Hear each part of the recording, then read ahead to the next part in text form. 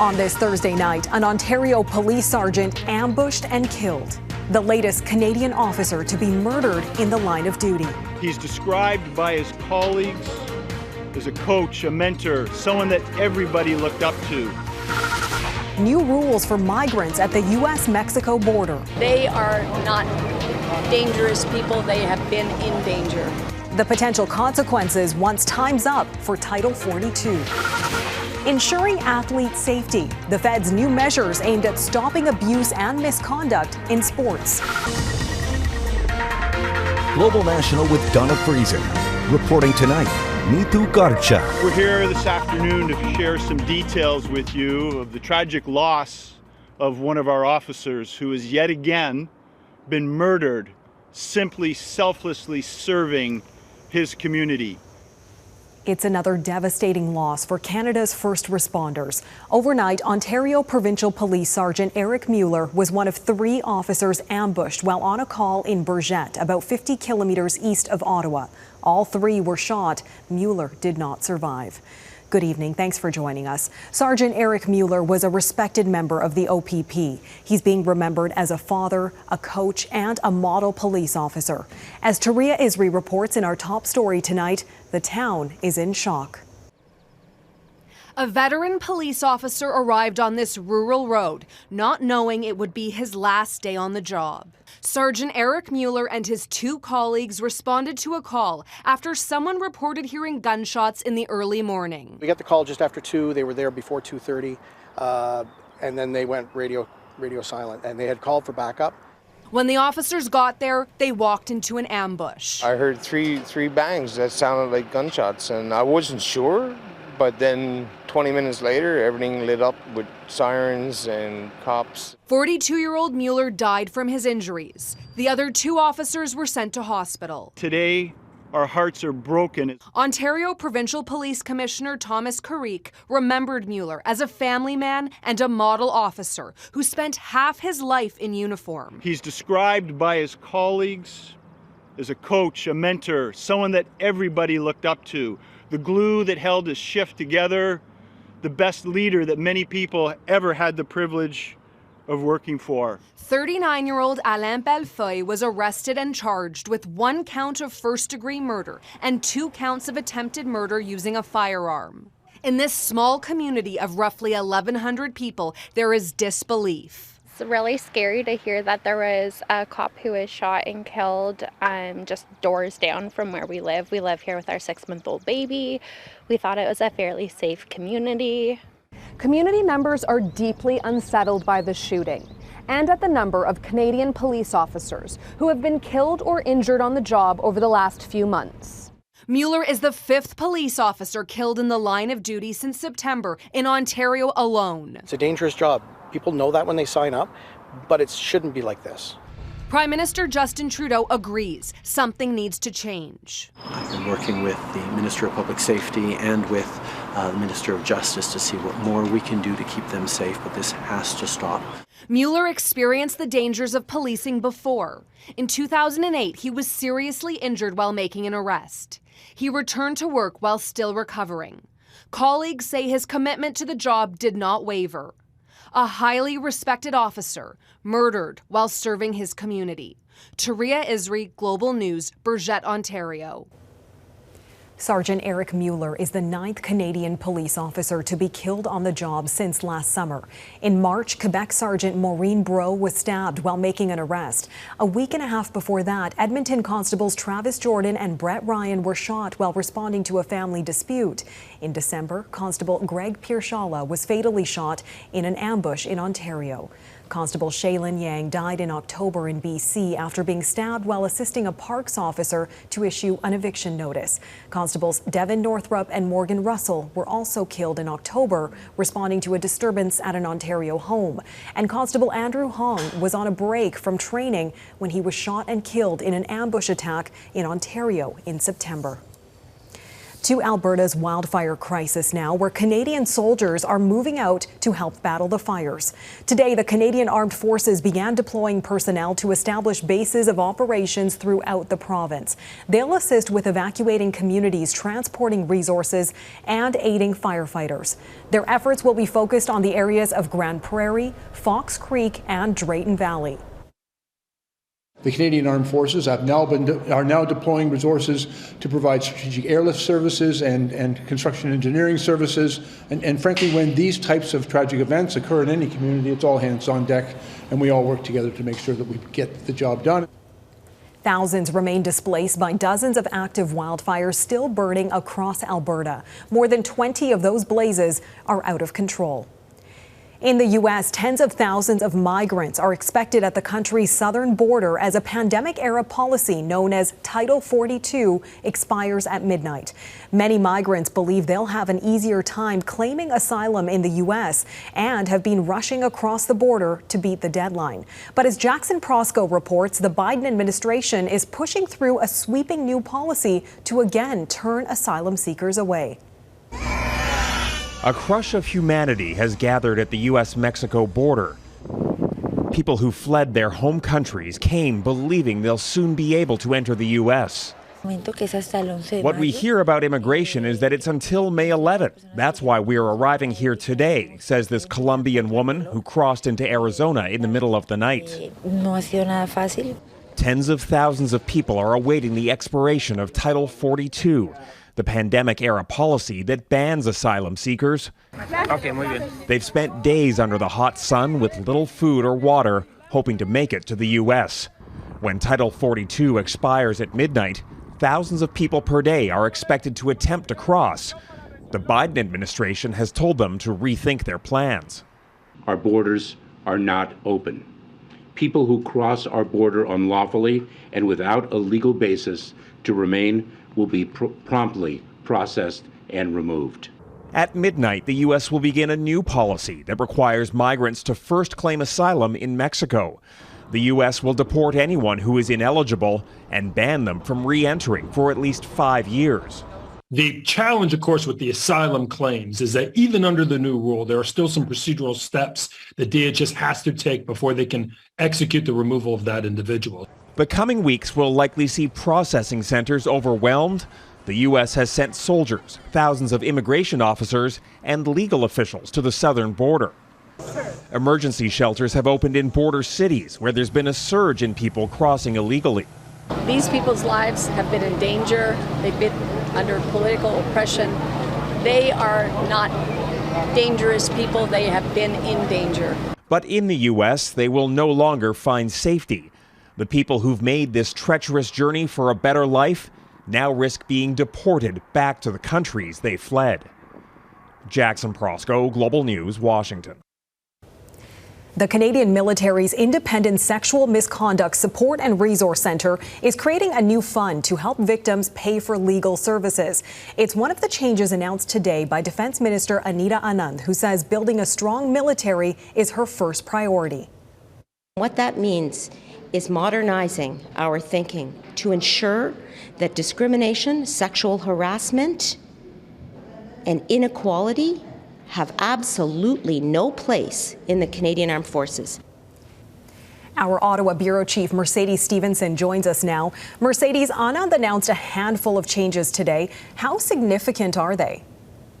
Neither, there's no question that these changes will benefit the men and women of the Canadian Armed Forces and their families, but they are in many ways the lowest hanging fruit for the government to solve. There remains really significant obstacles to change and a lack of information and updates on how the Canadian Armed Forces are progressing on some of those big picture items. For example, the transfer of criminal sexual cases from the military police system to the civilian police system and the civilian justice system. We have not received an an update on how many cases have been successfully transferred. And there was a lot of friction with civilian police forces and civilian Crown prosecutors saying, look, we don't know the military system. We are already at capacity. How are we possibly going to take these cases on? But they have to, because former Supreme Court Justice Louise Arbour has said the military should not be handling those cases. Today, Anita Anand said the OPP has been working with the military police, that's the Ontario Provincial Police, to figure out a framework for transfers. They've also been working with the RCMP and other civilian police forces, but there is still no information on how exactly that is progressing. And the other big one we haven't heard about, Neetu, is the external monitor. That was necessary, former Supreme Court Justice Louise Arbour said, to update Canadians in the military on sexual misconduct changes, because DND does not tend to be very responsive. She was appointed back in October of 2022, but in May of 2023, we still don't have a single update. Important perspective there. All right, Mercedes Stephenson in Ottawa tonight. Thanks, Mercedes. Canada's sports minister unveiled a slate of reforms to address reports of abuse and an ingrained toxic culture in the nation's sports system. Pascal Saint-Onge says it's an effort to make national sports organizations more accountable for the funding they receive. Mike Drolet reports on the proposed changes and why some say it still falls short. If the Canadian sports landscape is at a crossroads, MP and former Olympian Adam Van Couverden believes a slate of new reforms will put it back on track. What a huge step forward this is. This is actually monumental. How impactful the new rules will be to ensure children are safe remains to be seen. But some of the measures announced include the creation of a public registry for sanctioned individuals, the restriction of non-disclosure agreements, making financial statements public, and putting more athletes on boards. Non-compliance, says Minister Pascal Saint-Onge, will result in a loss of funding. We will use this as a lever for change. Saint-Onge was thrust into the national crisis almost immediately after becoming sports minister. Hockey Canada faced allegations of misusing funds to pay off sexual assault victims. That scandal led to stories of abuse and harassment in other sports, and ultimately months of emotional testimony. I helped make some of the policies at Gym Can, and it was totally overwhelming. Yeah. And I live with the guilt every day that I let my daughter try that sport. Many of those testimonials included calls for a national inquiry, which Saint-Onge continues to resist. That's left a sour taste in the mouths of groups advocating for athletes. Global Athletes' Rob Kohler, for one, believes an inquiry would lead to the creation of an independent body overseeing all sport in Canada. Right now, sport is self-regulating. This is a human rights crisis happening across Canada, happening in sport. No longer can sport self-regulate. There's too many conflicts of interest. There's too many people wearing the same different hats in different organizations. And it's rift with people trying to protect each other. Hockey Canada, he points out, tried to fix itself and failed. Will these reforms address the power imbalance in sport? There's a lot riding on it. Mike Drolet, Global News, Toronto. New weapons in the war against Russia. Coming up, what the UK donated to Ukrainian forces.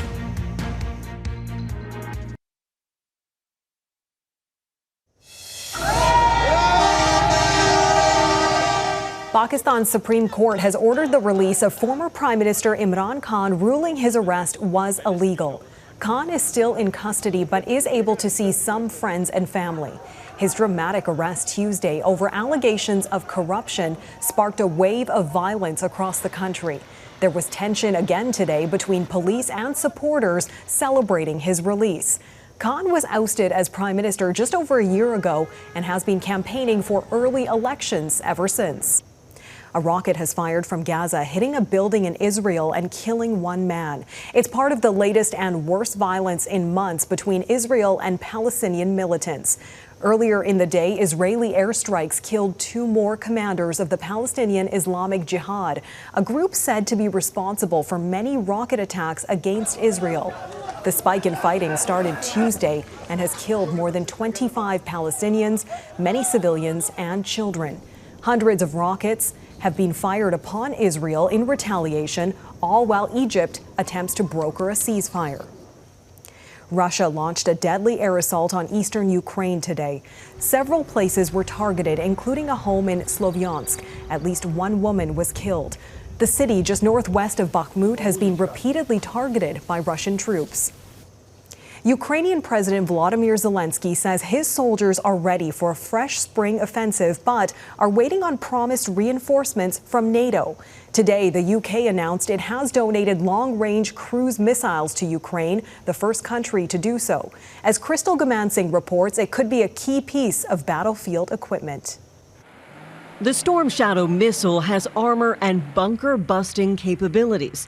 The UK Defense Secretary says the long-range missiles give Ukraine a better chance at pushing back Russian forces on their territory. We simply will not stand by while Russia kills civilians.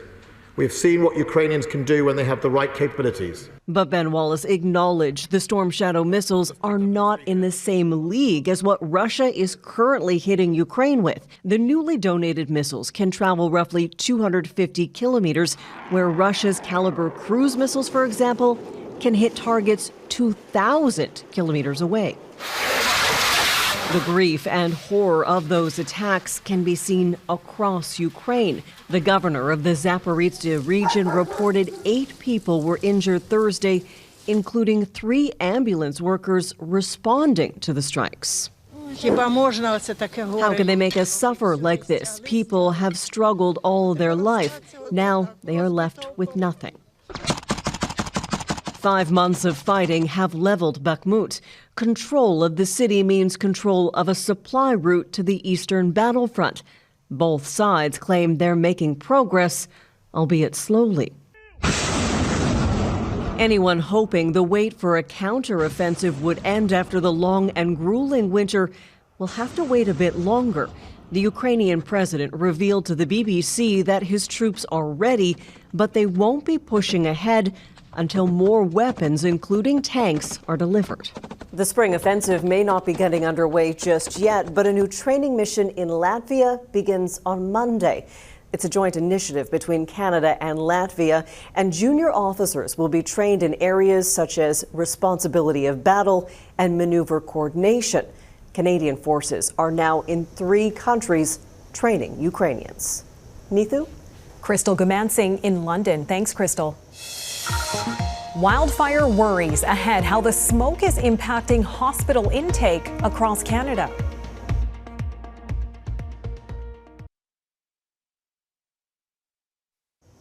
As parts of Western Canada battle an early start to the wildfire season, the ripple effects have some people turning to hospitals for help with exposure to smoke. And it's not just those being forced to flee their homes. Catherine Ward reports. As emergency crews battle blazes out west, doctors manage the fallout in emergency rooms. We see every year the wildfire seasons are becoming a lot longer and they're becoming a lot more intense. The result, more people needing medical attention because of gases and particulates being released into the air. And these are microscopic little particles that are ingested through the nose and through the lungs and can lead to a wide variety of symptoms in the general population. A health consideration for people right across the country, according to Angela Yao, a senior scientist at the BC Centre for Disease Control. It can travel miles and miles away from the actual fire. And when it's reached us, then it can get pretty deep into our lungs and cause inflammation. Certainly, my phone is ringing for patients who are being exposed to the poor air quality and asking what to do. Doctors say keeping an eye on the air quality index during wildfire season is important. If conditions are poor, keep windows and doors closed, and even think about using air conditioning that doesn't pull from the outside. Experts say it's also important to plan ahead and prepare an emergency kit in case you need to leave or shelter in place. Essential things for that kit include some water, some food, your medications. We often have people coming into the emergency department in Yellowknife who have evacuated from other communities and they left in such a hurry that they forgot their medications. And to not take chances if concerning symptoms persist. The thought is that these fine particles that are released from the wildfire smoke, especially in children, can impact potential lung health growth. Secondly, people who have recurrent exposures to wildfires, there is some epidemiological evidence to suggest that there's an increased risk of developing asthma. We need to start paying attention as a society about the frequency and how intense these fires are becoming, and we need to really get our act together. Catherine Ward, Global News, Toronto. That is Global National for this Thursday night. I'm Neetu Garcha. Tonight's Your Canada is Pointe Claire, Quebec. Thanks for watching. Farah Nasser will be at the anchor desk tomorrow. Have a great night.